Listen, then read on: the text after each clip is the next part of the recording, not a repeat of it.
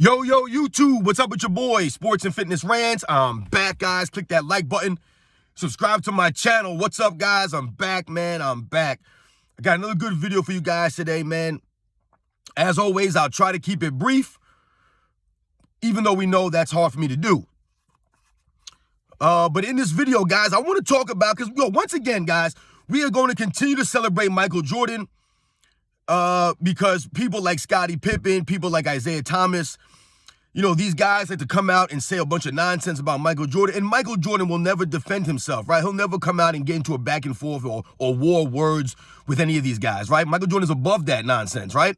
So we have to speak for him. And I will not allow these guys to keep lying about Michael Jordan's career, about his greatness, any of that stuff. That's nonsense, man. If you don't like the man personally, I don't care. That has nothing to do with anything. I'm talking about Michael Jordan, the basketball player. I will not allow the lies to continue. So in this video, I want to talk about Michael Jordan and how it relates to Michael Jordan's fourth quarter dominance. Michael Jordan's fourth quarter excellence. Because a lot of times when we discuss Michael Jordan and people mention Michael Jordan being clutch, oftentimes they're mentioning that and they're relating it to a shot that he hit, like the 98 shot in the game 6 of the 98 finals, or, the shot against Craig Ehlo in the Cavaliers in 1989. That's usually what we mean when we talk about being clutch, right? You hitting a big shot in the fourth quarter to win the game or to tie the game, or, things like that, especially as it relates to Michael Jordan. But what people have to understand, that most Michael Jordan fans already realize and know, is that Michael Jordan, the reason why Michael Jordan was considered the greatest basketball player when he played was because of his fourth quarter excellence. That's what it was, guys. Michael Jordan made it a point, made it part of his MO. I've told you guys this before, to dominate in the fourth quarter, to bring the Bulls back if they were down, to always come up with key plays down the stretch.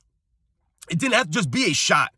It could have been a key defensive play, a key rebound, a deflection, making a nice pass to a teammate. With all of these things, that's what came down to from Michael Jordan. That's why Michael Jordan was considered so great. That's what people marveled about him, is they couldn't believe how whenever it came down to crunch time, Michael Jordan always raised his level of play. Always.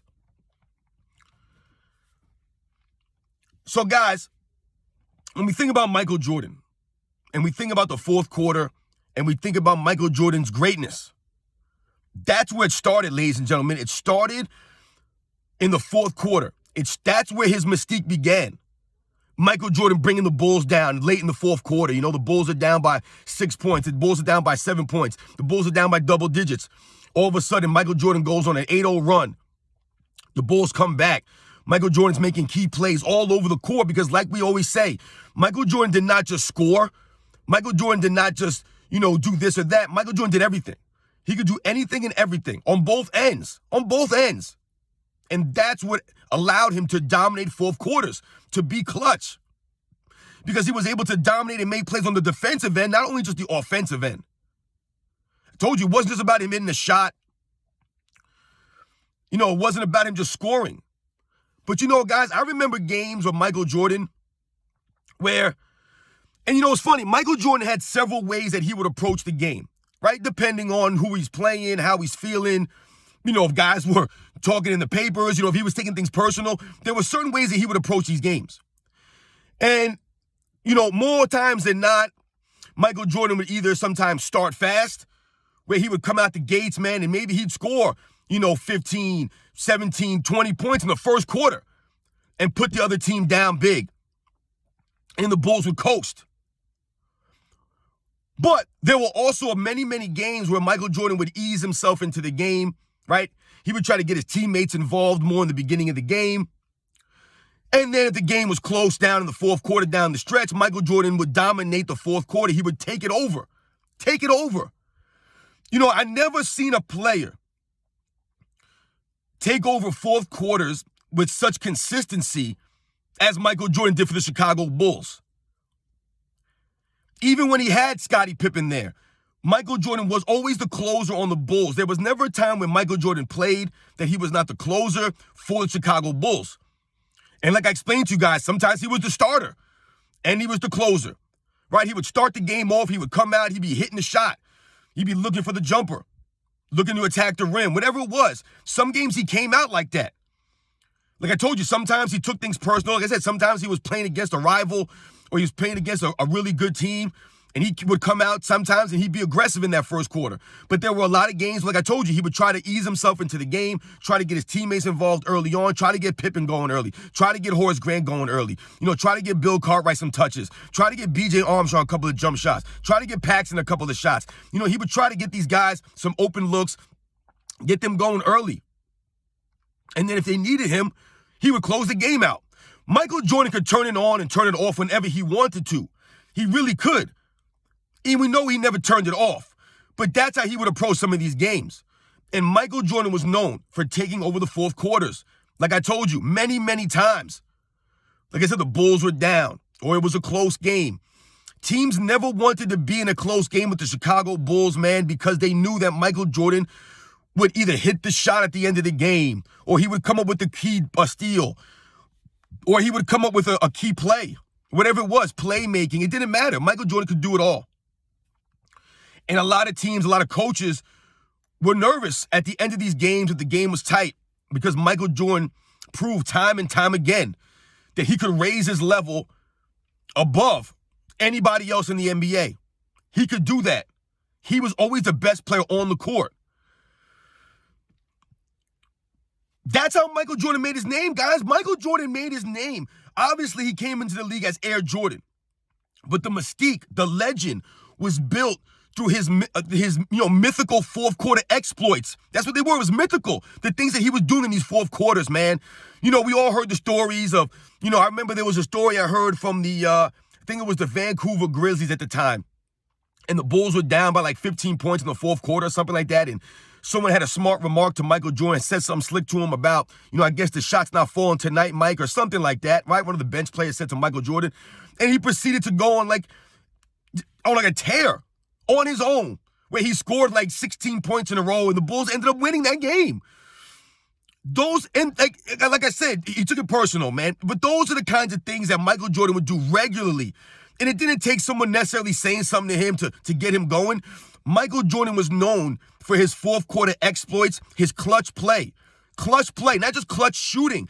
Clutch play in general, not turning the ball over in the fourth quarter at an inopportune time. Michael Jordan was good at holding on to the ball, protecting the ball.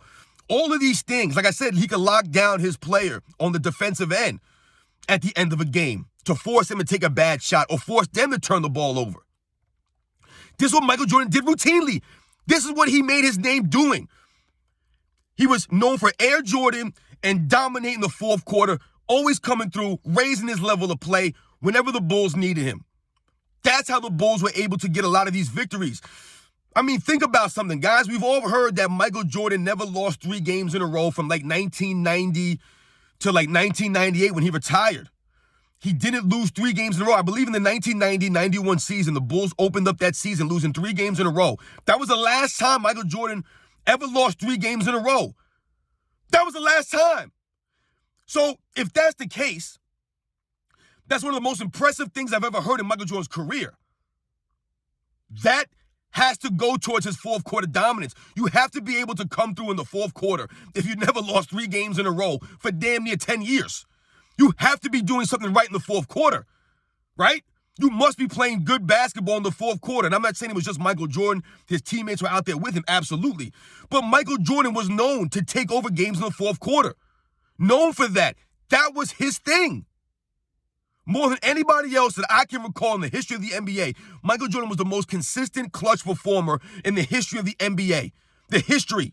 I told you, it wasn't just about shooting. It wasn't just about the numbers. It was about the play on both ends. Like I told you, locking players up, not turning the ball over, right? Making the smart play, playing heads-up basketball, playing winning ball. Michael Jordan always played winning ball when it mattered most. And like I told you, some games he would come out in the first quarter and he would obliterate teams, come out and score 20 points in the first quarter, going like 8 for 9 shooting and stuff like that, And then there were games where he would try to get everybody else involved early on and he would sit back a little bit and see how the game would go, feel it out. And then like I told you, he was always there to take over in the fourth quarter when the Bulls needed him, man. He was the closer his entire career. Sky Pippen was never the closer, not Horace Grant, not B.J. Armstrong or Paxson or Luke Longley or Dennis Rodman or Tony Kukoc. None of these guys played as the closer when Michael Jordan was there. He was always the closer. So shout out to Michael Jordan, man. His fourth quarter excellence, the dominance, the clutch play. Like I told you, not just shooting the ball. He did everything, all of it in the fourth quarter, man. Whenever the Bulls needed him, he would always come through, man. So shout out to his greatness, man. The fourth quarter exploits that he was known for, that became legend, became part of his myth, was his fourth quarter play, man. Shout out to Michael Jordan, man.